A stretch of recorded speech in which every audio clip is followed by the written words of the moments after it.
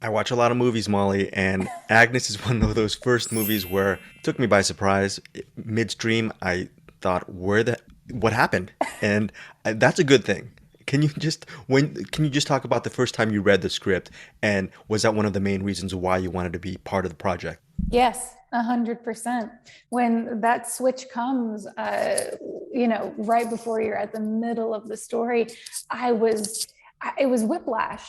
I was like, what is happening? Where is this going? And then by the time I got to the end, and I think by the middle of the script, I had already started to identify with Mary, and that's not even the right word. I felt like she was already inside me.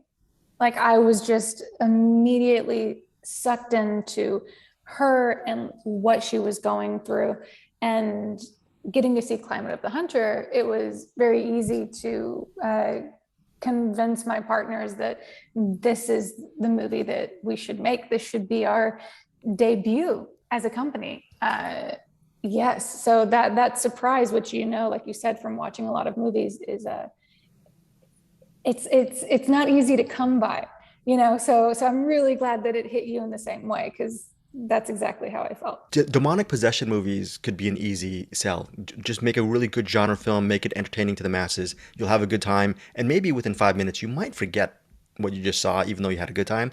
Can you just talk about how this movie has a little bit of that, which is fun, and there's comedy elements to it, but I really clung on to the idea of how one can make sense of this world, living in a world with grief and trauma as part of who you are. Can you, especially with your character, can you elaborate on that theme that's explored here? I think I can, because something that I want to is for this movie to stick with people just a little bit, just so you can't shake it off immediately. So hopefully it starts a conversation outside of the movie itself, but like about what people are dealing with in their own life, and realizing maybe there's someone that I can reach out to that I had been prescriptive and hadn't actually listened to, when they were telling me something.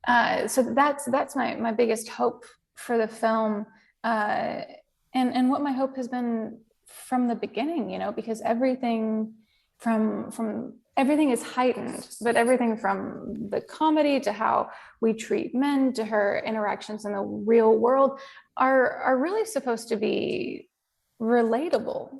Because that's life. No matter what you're going through, you still have bills to pay. You still will interact with things that are funny or that make you mad. Like it's pretty impossible to completely seclude yourself from the world. And Mary just keeps kind of getting uh, pushed out of her safe spaces, and eventually that makes her blow up. But thankfully, she has a listening ear and Benjamin. You finally get, and it's a growing moment for both of them, because she's finally exhausted and realizing that she has to talk to someone, and he has to realize that even though he's been learning how to be a priest, that's not how you actually help someone.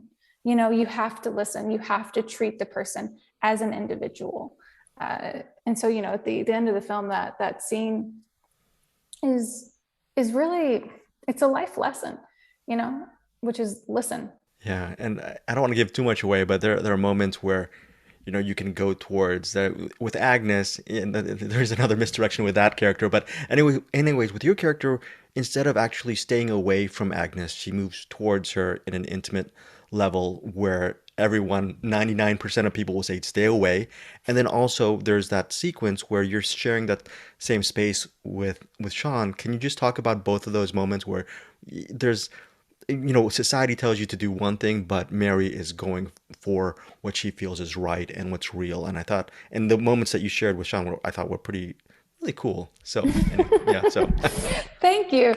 yeah, Uh, I think starting with Agnes, uh, we are afraid of her, which we should be as an audience when you're watching the film.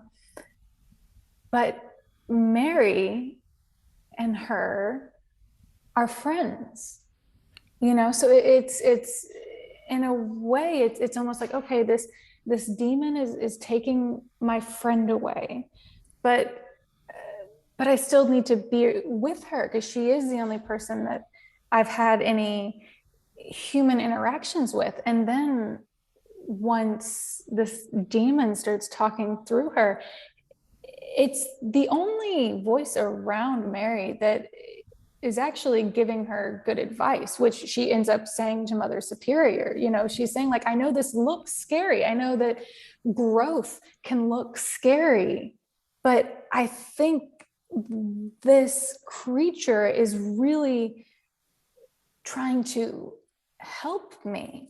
You know, so it's kind of that thing. I think people are afraid of trying new things. It's almost a physical representation of that. Um, and and of course, you know, the door is literally shut in her face and she's told to leave. So that's kind of one thing with Agnes and Mary, which is, you know, the growth and the truth and learning lessons is uncomfortable. And Yeah. in our representation, it can look ugly or scary, but it's the only way to grow as a person, is to face those moments, you know, head on. And then for me, I see the relationship with Paul Sachemo and Mary as almost what happens, I think, you know, as humans, when we're going through grief or anger or both, we at some point tend to try to ignore it by having a sexual relationship. And those relationships, as I'm sure everyone can relate to, always go poorly. It's never good because you can't substitute, you know, real hunger with just, you know, physical carnage. And we really see that. We see the carnage in those moments because it's not what Mary wants. Mary doesn't want Paul. You know, Mary wants love, and sex for its own sake is a it's fast food. It doesn't do anything for you. So for me, that was kind of what I put on that relationship. Yeah, I need to eat less fast food myself and actually get better meals like Agnes. But just for you as a producer and as an actor, is first of all, it's hard to find these type of projects. But that said, are these the type of projects you want to produce, shepherd, and be involved in, and you know whatnot? Absolutely, absolutely. We at Quagmire love genre-leaning films, and what we want to take full advantage of is working with filmmakers who are looking at the genre, looking at the world through just, you know, a tilted lens. You know, because there's incredible horror out there from all around the world. It's basically impossible to create anything new, you know.